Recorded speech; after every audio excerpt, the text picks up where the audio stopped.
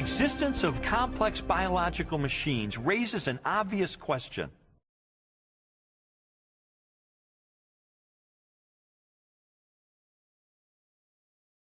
If natural selection wasn't the agent of their construction, then what was?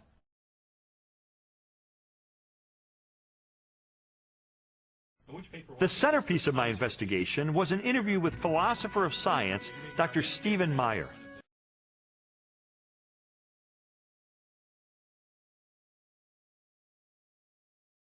Meyer, who holds a PhD from Cambridge University, brought me face to face with the most efficient information processing system in the universe. The DNA molecule and its language of life.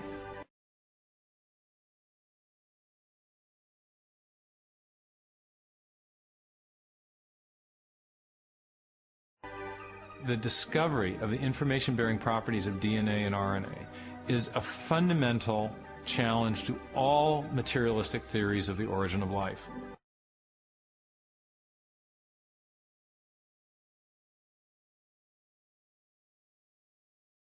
Neo-Darwinism and its associated theories of chemical evolution and the like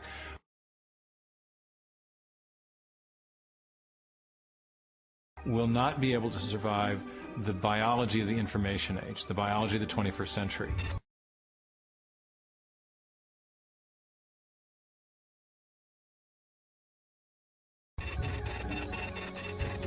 Meyer's conclusions are based upon his understanding of the DNA molecule.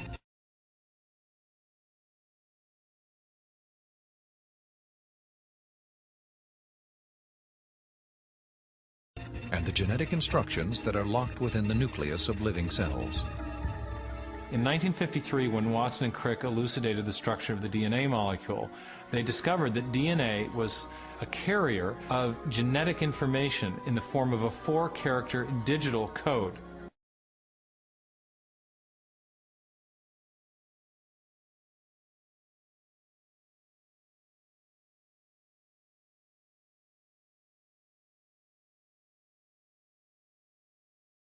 That is to say that DNA functions like a software program.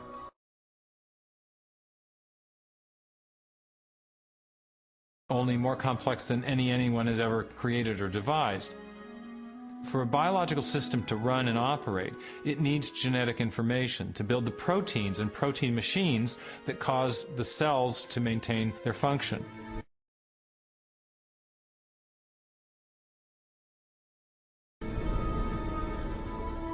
This information is stored in a precise arrangement of 4 chemicals that scientists represent with the letters A, C, T, and G.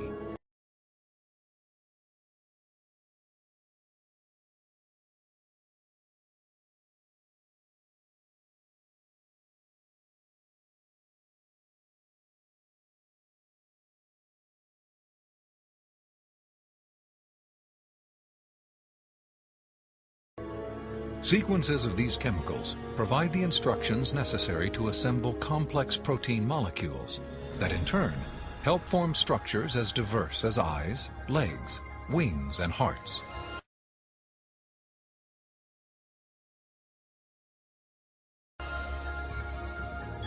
This code has been called the language of life.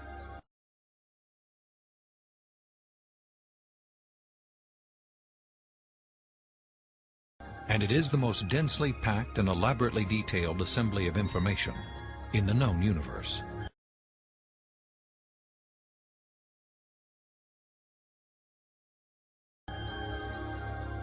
Geneticist Michael Denton has estimated that the amount of biological information necessary to build all of the proteins in all of the species of organisms that have ever existed on planet Earth could be held in a single teaspoon.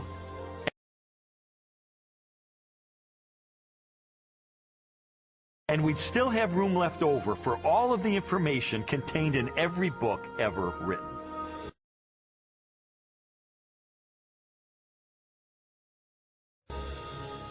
The more I learned about DNA, the more I understood the significance of what Stephen Meyer called the most fundamental question facing biology today.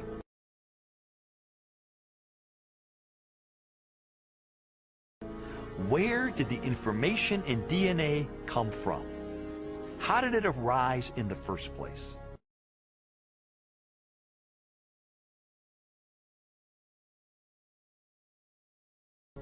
Well, lots of people have wanted to explain the origin of information by reference to the laws of physics and chemistry, or by reference to the chemical properties of the constituent parts of the DNA. But that would be like saying that you could explain the information in this morning's New York Times headline by reference to the physics and chemistry of ink bonding to paper.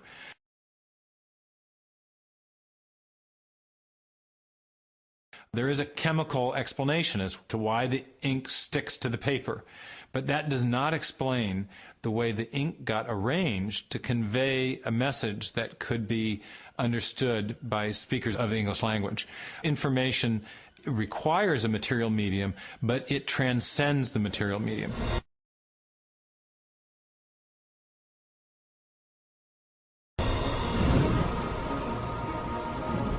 An explanation for the origin of the genetic instructions needed to build the first life is the holy grail of 21st century biology.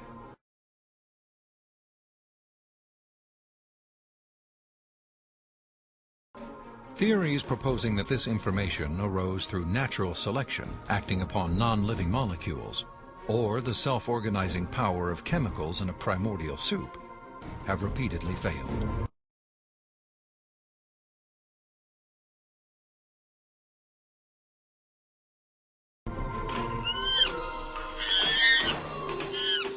Even time and blind chance, the oft-invoked saviors of implausible biological scenarios, have fallen far short as accounts for the source of the instructions in DNA.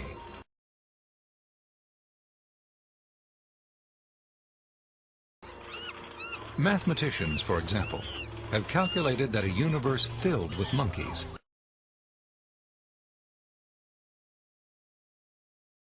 Is a monkey in there?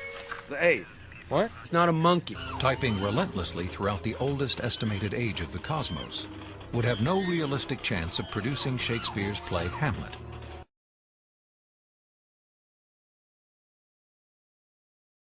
Let alone a transcript of the genetic information required to build even the simplest living cell.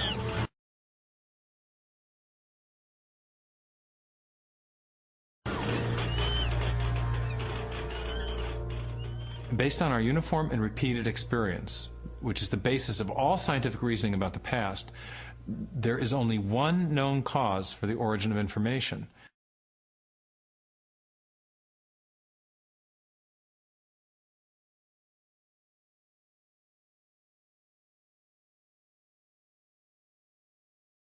And that cause is intelligence.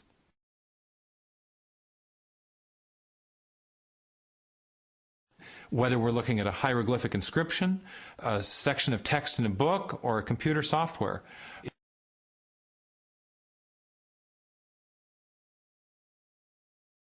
If you have information and you trace it back to its source, invariably you come to an intelligence. Therefore, when you find information inscribed along the backbone of the DNA molecule in the cell,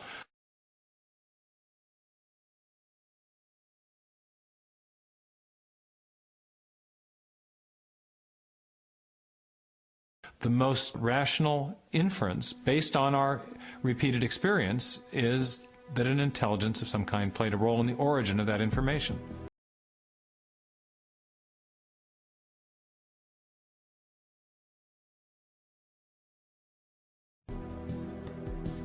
The implications of the scientific evidence, coupled with Mayer's logic,